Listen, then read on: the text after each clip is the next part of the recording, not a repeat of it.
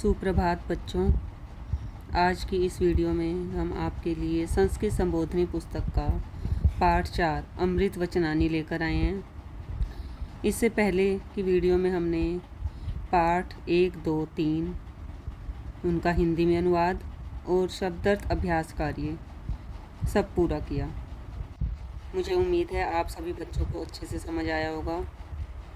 आइए आज पाठ 4 करते हैं। अमृत वचनानी, अमृत रूपी वचन, अमृत के समान वचन।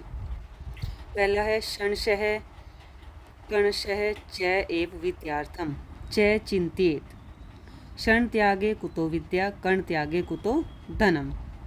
कह रहे क्षणशः कणशः मतलब एक क्षण और एक कण को विद्या और अर्थ के लिए च चिंतित सोचना चाहिए।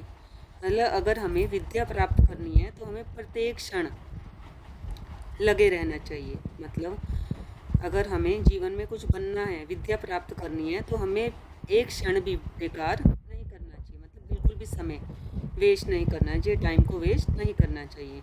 और अर्थम मतलब जिसे धन चाहिए उसको कणश एक भी कण बेकार नहीं करना चाहिए।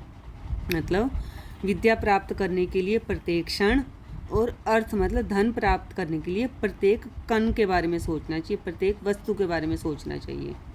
क्षण त्यागे, क्षण के त्याग करने पर मतलब क्षण को बेकार करने पर कुतो विद्या, हम विद्या प्राप्त नहीं कर सके, और कण को त्याग करने पर हम धन को प्राप्त नहीं कर सकते। क्षणशः कणशः चैव विद्यार्थम, विद्या और धन प्राप्त करने के लिए हमें चिंतित सोचना चाहिए। किसके बारे में? क्षणशः प्रत्येक क्षण और प्रत्येक कण। मतलब हमें ना समय वेस्ट करना चाहिए, ना ही कोई वस्तु वेस्ट करनी चाहिए। अगर हमने क्षण समय त्याग कर दिया तो हमें विद्या प्राप्त नहीं हो सकती, और अगर हमने कण त्याग कर दिया तो हमें धन प्राप्त नहीं कर सकते। नंबर 2 है अन्नाद भवंती भूतानी। भूतानी मतलब सभी जीव जो हैं वो अन्नाद भवंती, अन्नाद अन्न से भवंती उत्पन्न होते हैं। सभी जीव हैं वो अन्न से उत्पन्न होते हैं। पर्जन्याद अन्न संभव है, लेकिन जो अन्न है वो किससे उत्पन्न होता है? पर्जन्याद वर्षा से संभव है। अब वर्षा नहीं होगी तो अन्न कहाँ से आएगा? कह रहे हैं सभी प्राणी अन्न से उत्पन्न होते हैं, और जो अन्न है वो किससे उत्पन्न होता है? वर्षा से। आगे यज्ञाद भवती पर्जन्यो, जो अन्न होता है वो किससे उत्पन्न होता है? यज्ञ करने से। यज्ञ करने से वर्षा होती है। पर्जन्यो मतलब वर्षा, भवती होती है, वर्षा होती है यज्ञात, यज्ञ करने से। और यज्ञ क्रम सु उद्भव है, और जो यज्ञ कब होता है? कर्मों के करने से। मतलब अच्छे कर्म करेंगे तो यज्ञ करेंगे। मतलब यज्ञ करने का क्या कर्म है हमारा? मतलब हम अपने जीवन में अच्छे कर्म करेंगे तभी हम यज्ञ कर सकेंगे। मतलब अच्छे कर्मों का फल क्या है? यज्ञ। नेक्स्ट है स्वयातम एकांतम गुणम विधात्रा निर्वितम छादनम अज्ञानतया विशेषतः सर्वविदाम समाजे विभूषणम मौन पंडितानाम। अब इस श्लोक में देखो क्या बताया गया, ये नीति शतक से लिया गया है।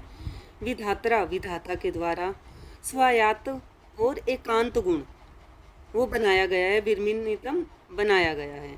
किस लिए? छादनम अज्ञानताया, अज्ञानता को ढकने के लिए। कि कहाँ पर? किस समाज में? विशेषतः विशेषकर, समाजे समाज में, सर्वविदाम सभी विद्वानों की सभा में। मतलब सभी विद्वानों की सभा में ना विधाता ने अज्ञानता को ढकने के लिए एक एकांत और स्वायत्त गुण बनाया है। कौन सा? विभूषणम वो आभूषण है, मौनम अपंडितानाम, अपंडित मतलब मूर्खों का जो गहना क्या है? मौन। मतलब विद्वानों की सभा में जो मूर्ख व्यक्ति है अगर वो मौन रहेगा तो वो उसका वो आभूषण है। वो विधाता के द्वारा बनाया गया स्वायत्त और एकांत गुण है। वो किसके लिए बनाया गया? अज्ञानियों के लिए। किस स्थान के लिए? कि वहाँ जब विद्वानों की समाज में, सभा में कोई मूर्ख बैठा हो तो उसको वहाँ मौन रहना चाहिए। मतलब उसका आभूषण मौन है, अगर वो मौन रहेगा तो सभा अच्छी लगेगी। नेक्स्ट है यावत, जब तक, स्वस्थम इदम शरीरम अरुजम, मतलब जब तक यह शरीर स्वस्थ है, और अरुजम, अरुजम मतलब बीमारियों से दूर है, निरोगी है। यावच दूरे जरा, तब तक बुढ़ापा दूर रहता है। अगर हमारा शरीर स्वस्थ है और रोगी नहीं है हम, तो दूरे जरा, तो हम बुढ़ापे से दूर है। यावच इंद्रिय शक्ति प्रतिहत, कह रहे जब तक इंद्रियों की शक्ति हमारी प्रतिहत बाधित नहीं होती, यावत तब तक क्षयो नष्ट नहीं होता। क्षयो नष्ट होना, न नहीं आयुष है, आयुष मतलब हमारी उम्र, मतलब हमारी उम्र नष्ट नहीं होती। कब तक? जब तक हमारी इंद्रियां अबाधित हैं, इंद्रियों में शक्ति है, हम मतलब इंद्रियों को अपने हिसाब से कंट्रोल कर रहे हैं, तो मतलब हमारी जो इंद्रियों की शक्ति है वो अबाधित है, तब तक हमारी आयु का नाश नहीं होता। आगे है आत्मश्रेयसी तावत एव विदुषा, मतलब जो विदुषा विद्वान लोग होते हैं वो आत्मश्रेयसी तावत एव, अपने कल्याण के लिए क्या करते हैं?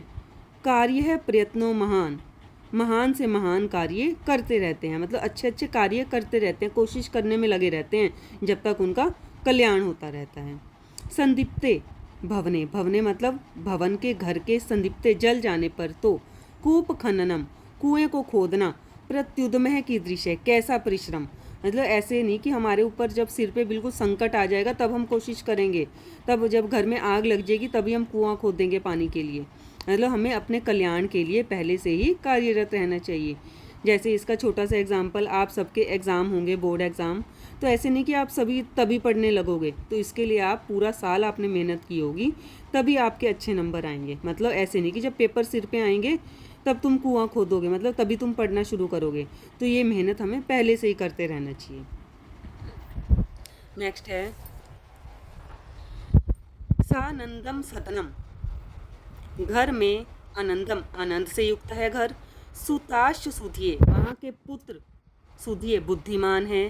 कांता मतलब वहाँ की जो प्रिया है, पत्नी है घर में, वो प्रिया लापनी, अच्छा बोलने वाली है, मीठा बोलने वाली है। सन मित्रम, अच्छे मित्र हैं। सधनम, धन भी है, धन से युक्त है घर। सब योषिति रति मतलब पति पत्नी का आपस में प्रेम है। सेवा रतः सेवका, वहाँ के जो सेवक हैं वो सेवारत हैं, मतलब सेवा करने में लगे हुए हैं, अपने कर्तव्य का अच्छे से पालन कर रहे हैं। अतिथ्यम, अतिथियों का सत्कार होता है अच्छे से। सूर्य पूजनम, देवताओं की पूजा की जाती है, ईश्वर की पूजा की जाती है। प्रतिदिनम, हर रोज। मिष्ठानम पानम गृहे, घर में अच्छे अच्छे अन्न बनते हैं, मीठा खाना और पानम पेय पदार्थ बनते हैं। साधो संगम उपासते ही सततम, सततम मतलब लगातार। साधो संग, साधुओं का संग होता है, उनकी उपासना की जाती है।